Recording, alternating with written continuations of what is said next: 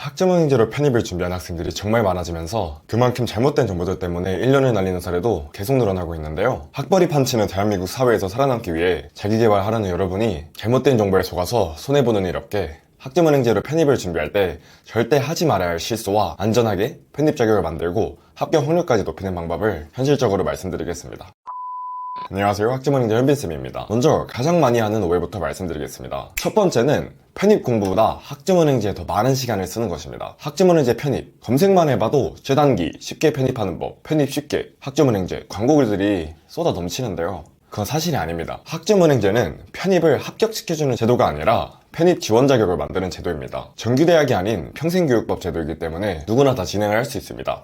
그렇기 때문에 학벌로서의 가치는 전혀 없습니다. 여러분이 학점은행제로 어떤 전공을 졸업했든 교수님들 입장에서는 학점은행제 학생의 운 뿐입니다. 따라서 학점은행제는 편입 시 지원 자격을 갖추기 위한 용도로만 활용을 해주시고요. 결국 합격을 결정하는 건 필기고사 성적입니다. 보통 인서울 편입의 경우 인문계열은 영어, 자연계열은 수학시험을 봅니다. 학교 자체에서 출제하는 편입고사 성적이 1순위로 여러분의 합격 여부를 결정합니다. 따라서 편입 영어, 편입 수학, 면접 준비까지 학생 여러분은 편입 공부에 더 많은 시간을 투자해줘야 합니다. 두 번째는 행정 절차를 가볍게 생각하는 것입니다. 학점은행제는 온라인 수업만 끝나면 자동으로 학위가 나오는 제도가 아닙니다. 학습자 등록, 학점 인정 신청, 학위 신청처럼 반드시 직접 진행해야 하는 절차들이 있습니다. 이 시기를 놓치면 학위가 제때 나오지 않아 편입 지원 자체가 어려워질 수 있습니다. 편입 공부를 1년 동안 열심히 했는데 행정 절차 하나 때문에 지원조차 못한다면 정말 안타까운 일이겠죠. 이런 이유로 많은 학생들이 복잡한 행정 절차들을 대신해줄 저 같은 학점은행제 플래너와 함께 과정을 진행하는데요. 이때도 주의할 점은 플래너 맹신은 절대 금지입니다. 불법 대행 플래너와 과정을 진행하다가 피해를 입은 사례도 종종 발생하고 있기 때문에 학생 본인도 꼼꼼하게 학점은행제 플랜을 체크해 주셔야 합니다. 세 번째는 학사 편입을 준비하면서 자격증과 독학사를 너무 늦게 준비하는 것입니다. 일반 편입보다 학사 편입이 더 유리한 거 아니야? 라는 말은 한 번쯤 들어보셨을 텐데요. 실제로 학원제로 편입 준비한 학생들의 대부분은 학사 편입의 메리트를 얻고자 학점은행제를 준비하는데요. 학점은행제는 온라인 수업 외에도 자격증, 독학사를 취득하면 학점으로 인정받을 수 있기 때문에 기간 단축을 위하여 자격증이나 독학사 취득이 필수입니다. 하지만 이 자격증이나 독학사도 따로 시간을 내서 공부를 해야지만 학점 인정까지 받을 수 있기 때문에 10월, 11월까지 미루게 되면 가장 중요한 편입 파이널 시즌에 기출풀이와 실전 감각 쌓기도 모자란데 자격증 공부까지 같이 해야 하는 상황이 생깁니다. 그렇게 되면 편입 공부에 집중하기가 어려워지고 편입 합격에 방해만 되는 꼴이 되는 거죠. 학점은행제의 메리트는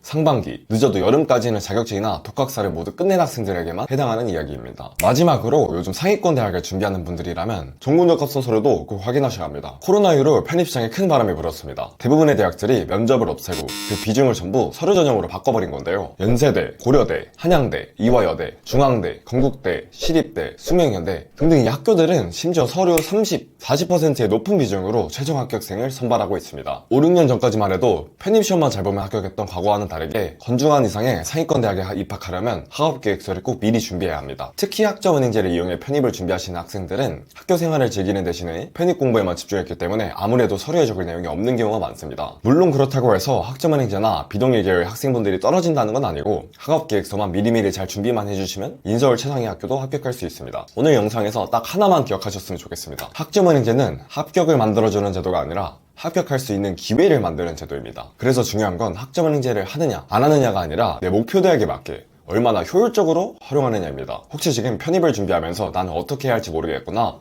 더 효율적인 방법이 있나 궁금하신 분들이 계신다면 혼자 결정하기보다는 현재 상황에 맞는 계획부터 먼저 확인해 보시기 바랍니다. 문의 남겨주시면 현재 상황에 맞는 정확한 플랜, 상담 무료로 도와드리겠습니다. 오늘도 영상 시청해주셔서 감사합니다.